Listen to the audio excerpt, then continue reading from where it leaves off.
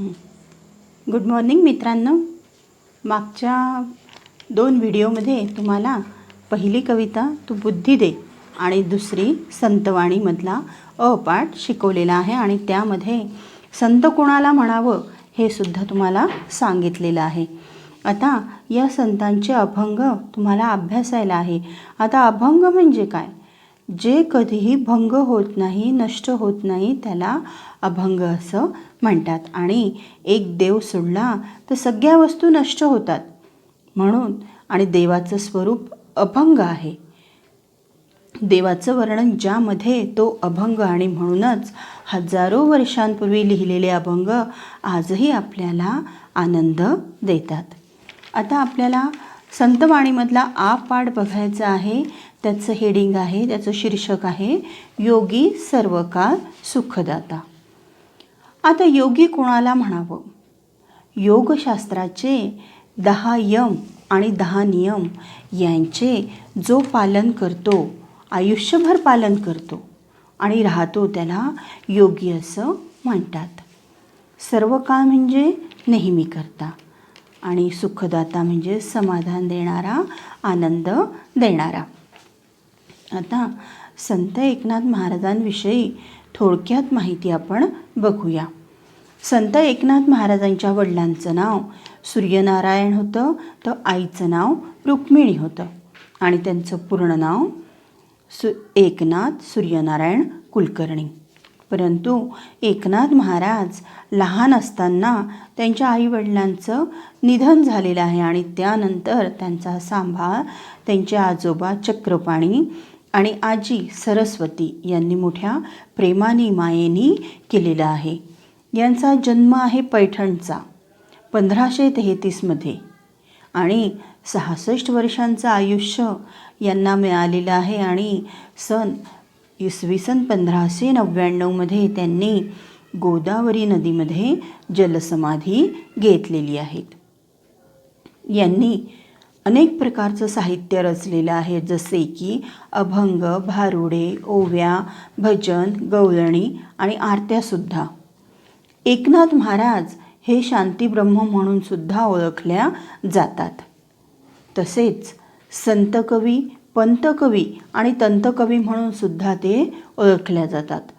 भावार्थ रामायण, रुक्मिणी स्वयंवर, एकनाथी भागवत असे त्यांनी अभंग रचलेले आहेत.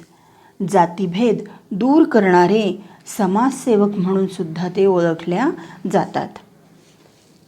संत एकनाथांनी मनोरंजनाद्वारे समाज प्रबोधन, समाजामध्ये सुधारणा घडवून आणण्याचं कार्य केलेलं आहे. आणि त्यांनी केलेल्या सगळ्या रचना सुबोध म्हणजेच काय, समजावया, साध्या आणि सोप्या आहेत.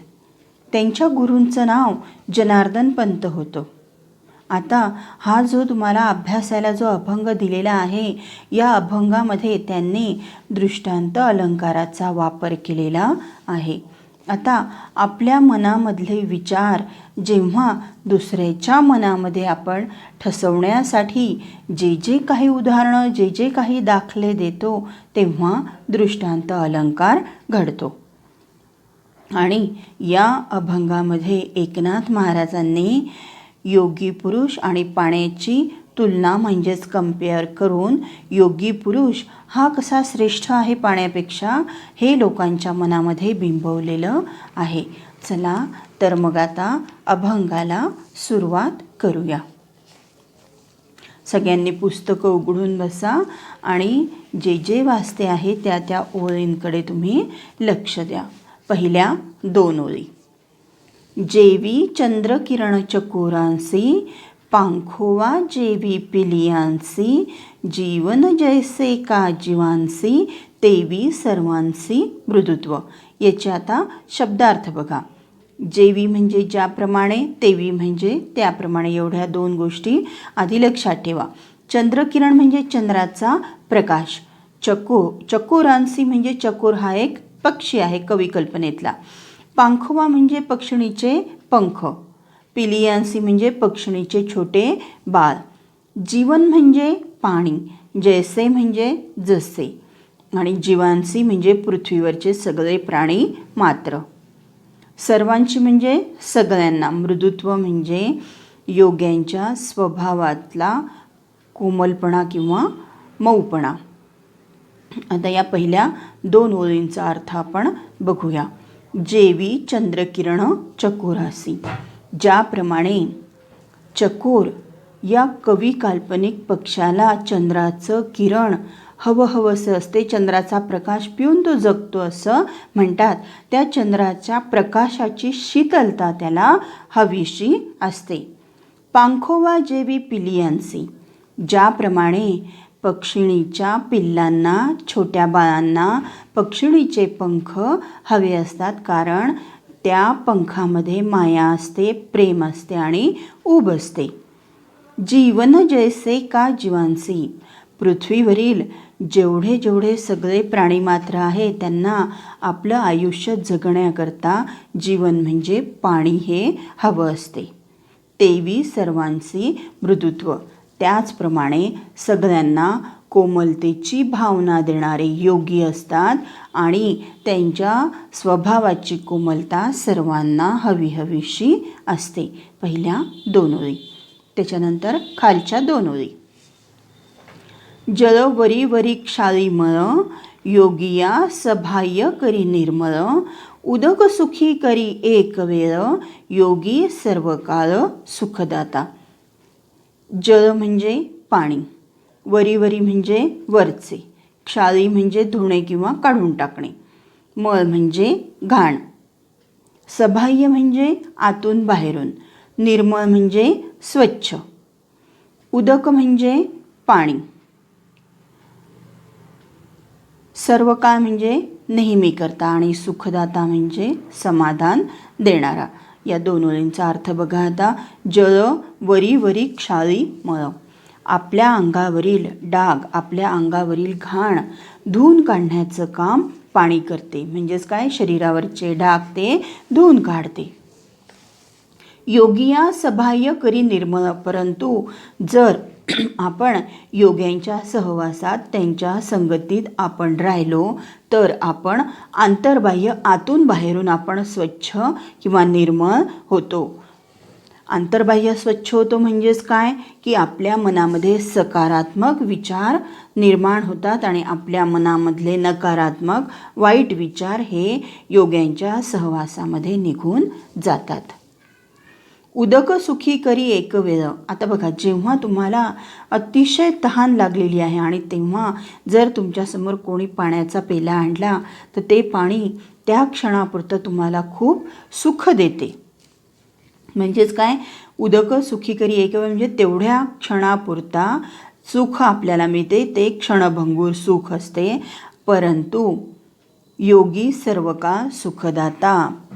परंतु जर आपण योग्यांच्या सहवासात, संगतीत राहिलो तर आपल्याला नेहमी करता सुख, समाधान, आनंद प्राप्त होतो. चिरकाल टिकणारा आनंद आपल्याला प्राप्त होतो. त्यानंतर खालच्या 2 ओळी पुन्हा. उदकाचे सुख ते किती, सवेची क्षणे तृषिते होती, योगी या दे स्वानंद तृप्ती, सुखाशी विकृती पै नाही. आता एकनाथ महाराजांनी पाण्याला वेगवेगळे शब्द इथे वापरलेले आहे. आता शब्दार्थ बघा.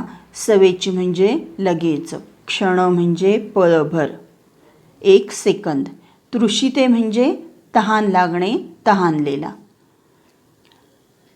स्वानंद तृप्ती, स्वानंद तृप्ती म्हणजे निरपेक्ष आनंद, विकृती, विकृतीचा अर्थ इथे घ्यायचा आहे दोष, पै म्हणजे बरे का. आता या 2 ओळींचा अर्थ बघा. उदकाचे सुख ते किती. आता इथे एकनाथ महाराज प्रश्न विचारत आहे. काय प्रश्न विचारत आहे, की पाणी पिल्याने तुम्हाला किती सुख मिळते, किती सुख लाभते. लगेच उत्तर दिलेलं आहे. त्याच्याच पुढे सवेची क्षणे तृषिते होती. म्हणजेच काय, थोड्या वेळात पुन्हा आपल्याला तहान लागते. म्हणजेच पाण्यापासून मिळणारं सुख हे क्षणभंगूर आहे. योगी यादे स्वानंद तृप्ती. परंतु योग्यांच्या सहवासात जर आपण आलो तर आपल्याला स्वानंद तृप्ती म्हणजेच काय, निरपेक्ष असा आनंद मिळतो, आपल्याला मानसिक सुख प्राप्त होते आणि सुखाची विकृती पै नाही बरे का. योग्यांच्या सहवासात आपले दोष वाईट गुण सगळे निघून जातात आणि आपल्याला अखंड असं सुख प्राप्त होते आणि योग्यांपासून जे सुख आपल्याला मिळते त्या सुखाने कोणतीही पीडा त्रास किंवा दुःख होत नाही, मात्र इतर सुखांनी त्रास किंवा दुःख होऊ शकते. त्यानंतर खालच्या 2 ओळी बघा. उदकाची जे मधुरता ते रसने सिची तत्वतः, योगियांचे गोडपण पाहता होय निवविता सर्वेंद्रिया. उदक पुन्हा पाणी, मधुरता म्हणजे गोडवा, रसने सिची म्हणजे जीभ, तत्वतः, तत्वतःचा अर्थ इथे घ्यायचा आहे केवळ फक्त किंवा तेवढ्या पुरता. पुन्हा आता खाली गोडपण म्हणजे पुन्हा मधुरता, निवविता म्हणजे संतुष्ट किंवा समाधान असा त्याचा अर्थ आहे, सर्वेंद्रिया म्हणजे सर्वांगाला. आता उदकाची जे मधुरता ते रसने सिची तत्वता, पाण्याचा गोडवा कोणाला कळतो तर पाण्याचा गोडवा फक्त जिभेला कळतो, म्हणजेच पाण्याची गोडी ही जिभेपुरता मर्यादित असते. योगियांचे गोडपण पाहता होय निवविता सर्वेंद्रिया, परंतु योग्यांच्या सहवासामध्ये आपले सगळे इंद्रिय तृप्त होतात. सगळे इंद्रिय म्हणजे कान, नाक, डोळे, जीभ आणि त्वचा, हे जे आपले सगळे इंद्रिय असतात ते सगळे इंद्रिय सुखी समाधानी तृप्त शांत होतात. म्हणजेच योग्यांची कृपा त्यांची मेहरबानी आपल्याला अत्यंत सुख देऊन जाते. त्याच्यानंतर खालच्या 2 ओळी. मेघमुखे अधपतन उदकाचे देखोनी जाण, अधपाते निवती जन अन्नदान सकळाशी.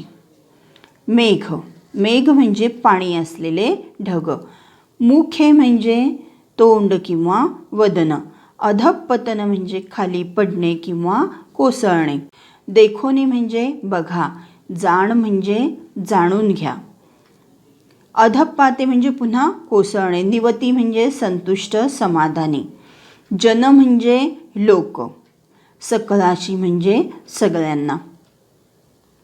मेघमुखे अधपतन उदकाचे देखोनी जाण, जेव्हा ढगामधून पाऊस खाली पडतो तेव्हा देखोनी जाणं म्हणजे ते बघा आणि जाणून घ्या. काय जाणून घ्या की तेव्हा सगळे लोक, अधपाते निवती जन म्हणजे सगळे लोक सुखी समाधानी आनंदी होतात. का? अन्नदान सकळाशी म्हणजेच काय, सगळ्या प्राणीमात्रांना प्यायला पाणी मिळते, शेती फुलते, अन्नधान्य मिळते आणि पोटापाण्याची सोय होते, म्हणून सगळे जन सुखी समाधानी संतुष्ट होतात. कारण पावसाच्या धारांनी जमिनीवर अन्नधान्य पिकते. आता सगळ्यात शेवटच्या 2 लाईन. तैसे योगियासी खालुते येणे, जे इहलोकी जन्म पावणे, जननिववी श्रवण कीर्तने, निज ज्ञाने उद्धरी. तैसे म्हणजे तसे, खालुते येणे म्हणजे खाली येणे, इहलोकी म्हणजे पृथ्वी धरती किंवा मर्त्यलोक, जन्म पावणे म्हणजे जन्म घेणे, जन म्हणजे लोक, निववी म्हणजे समाधानी, श्रवण कीर्तने म्हणजे देवाच्या उपासनेसाठी भजन कीर्तन करणे, निज ज्ञान म्हणजे आत्मज्ञान आणि उद्धरी म्हणजे उद्धार करणे किंवा कल्याण करणे. आता या 2 ओळींचा अर्थ. तैसे योगियासी खालुते येणे, जे इहलोकी जन्म पावणे, जेव्हा योगी पुरुष काही उद्दिष्ट किंवा काही कारणांनी पृथ्वीवर जन्म घेतो, प्रकट होतो किंवा अवतार घेतो.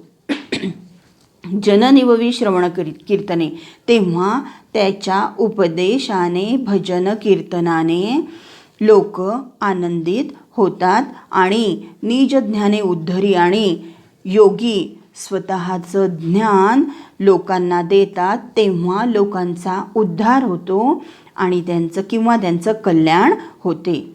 आता निजज्ञान म्हणजे आत्मज्ञान, आणि आत्मज्ञान म्हणजे काय, की मी कोण आहे आणि मी कसा वागलो पाहिजे हे जेव्हा कळतं तेव्हा त्याला निजज्ञान किंवा आत्मज्ञान असं म्हणतात. आता सदर जो अभंग आहे तुम्हाला जर सगळ्यात खाली बघितलं तर आपल्याला दिसतं आहे एकनाथी भागवत. यातून तुम्हाला या ओव्या अभ्यासायला दिलेल्या आहेत.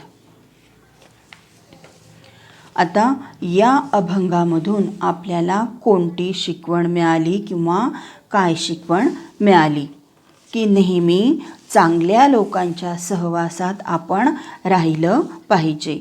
चांगले पुस्तकं आपण वाचले पाहिजे. थोड्या मोठ्यांच्या चरित्राचं वाचन, त्या पुस्तकांचं वाचन आपण करायला पाहिजे. का करायला पाहिजे, की जेणेकरून आपले विचार चांगले होतील. आणि इथे तुमचा हा पाठ योगी सर्व काळ सुखदाता संपलेला आहे.